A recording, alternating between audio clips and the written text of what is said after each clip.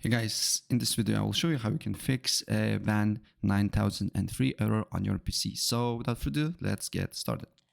First step, what you need to do here on search, you need to look for Valorant app, right click on it, open file location, then right click again, show more options, properties. Then you need to go to compatibility, make sure to run this program in compatibility mode 4 checked, and then select Windows 8, and then select disable full screen optimizations and run this program as admin, apply OK. This is the first step. Another step is you need to go to system information, and then you need to look if the secure boot is on. BIOS mode should be UEFI, super important, and then you need to look for secure boot, and secure boot should be on.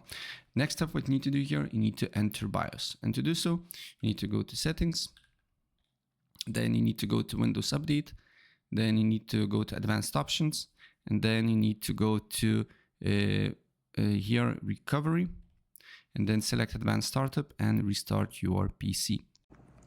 Then it should be on the screen here. So you need to go to troubleshoot, and then you need to go to advanced options, and on advanced options you need to go to a UEFI firmware settings, and then press restart again and wait again. Then you should be on BIOS advanced mode. Of course, I'm using gigabytes, so if using gigabyte as well, it will be similar, but if not, some settings will be similar, but what I advise you to do is to simply Google out how to find that specific option.